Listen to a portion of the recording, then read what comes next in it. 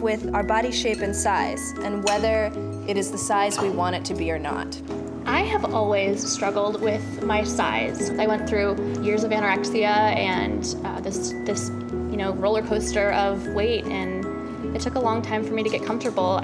As a teenager, it was that there was no positive conversation around body image. It was always critique. I mean, I probably could trim a little bit off of some stuff. I would like to be a little curvier, a little bit more toned. I've lost a little bit of weight and I'm still trying to lose weight.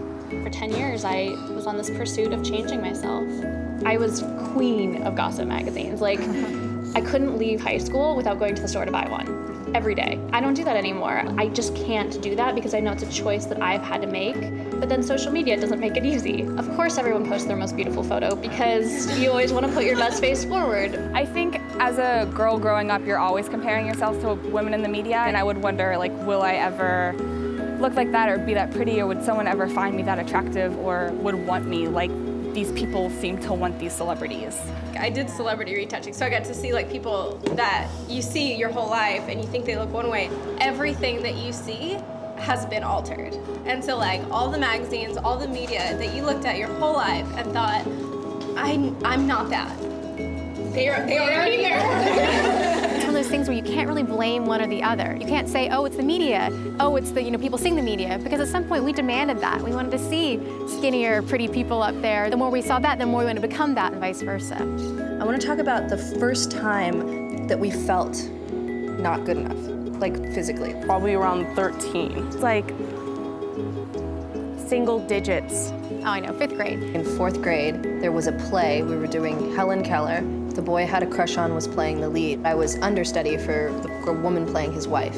And there was one time when she was out sick, and I got to do it, and he had to catch me when I fainted, and he stepped out of the way and let me fall because he said I was too ugly to touch. Whoa. And it was just a stupid thing that a kid said in one instance for no reason, but damned if I didn't think I was ugly for the next 10 years. I very vividly remember at a dance convention, I don't look like the rest of the girls, therefore I'm not good enough. I think that's something that's natural to kind of compare yourself to other people. It's about knowing the difference between that's something I want and that's something I need. When you're striving after that and you feel like you need to have this to be perfect or to be who you want to be, that's where the issue comes. You have some friends that they just naturally have a flat stomach, and like all you think about is how you don't have that flat stomach.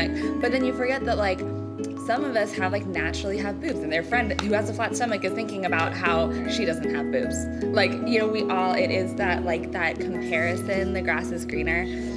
There's a quote that I always think about, and it's comparison is the thief of joy.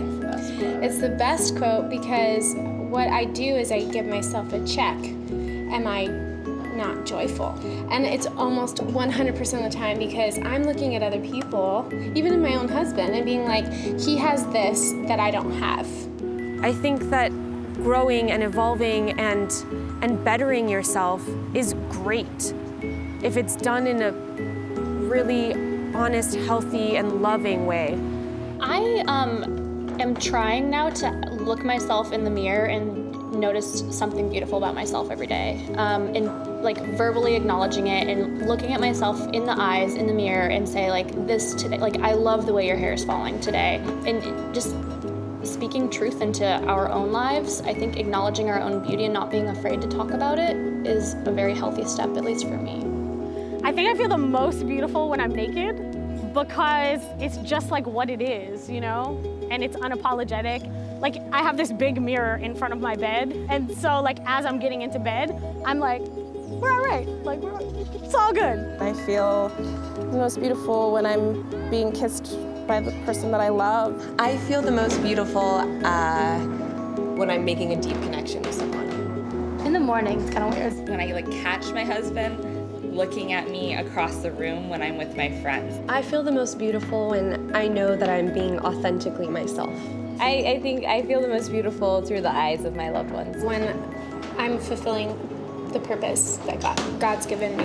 When I'm sharing a moment of joy with someone else and like having that like deep, deep laughter. I feel the most beautiful when someone else is feeling beautiful because of what I'm seeing in them. My name is Natalie Patterson, and I wrote a poem called Beautiful Body, and I'm gonna share it with you now. She said, "You have a beautiful body," and I could not comprehend the words. It was the first time in my entire life I had ever heard these words placed together and directed at me when I'm confused. I take big ideas and break them into smaller pieces, make them tiny enough to fit my world into. You have a beautiful body. You, meaning me, Natalie Patterson, daughter of Joe, Frank, and Lynn, meaning Midwest American black girl with skin and eyes light enough to confuse her own kind, meaning my own kind don't recognize me. You have a beautiful body. Have implies ownership, meaning I, Natalie Patterson, own something I never paid for, meaning some things are free, meaning I didn't earn it, so I don't know the value of it, might abuse or take it for granted. You have a beautiful body. A, meaning one, meaning I, Natalie Patterson, own a single thing, one irreplaceable thing that does indeed die. You have a beautiful body. Beautiful, meaning pleasing or satisfying, meaning I am appealing and desirable. I didn't know that. I've always been pretty with a bud if you only attached, never been just beautiful, stated as fact. You have a beautiful body. Body, meaning physical structure, a place the spirit is held in, and I have never held even my lovers long enough to be good at it. You have a beautiful body. So I will repeat these words until I am no longer reluctant, until they are no longer foreign in my mouth. I will repeat these words. I have a beautiful body. I have a beautiful body. I have a beautiful body. Until ownership becomes a privilege, until this skin becomes a perfect home, weathered and worn over time, a perfect home whose walls I know well, whose staircase and old floors creak my favorite song. I am my own favorite song that I'm just now learning all the words to, but I want to sing you. I want to sing you till the song sticks. I have a beautiful body, period.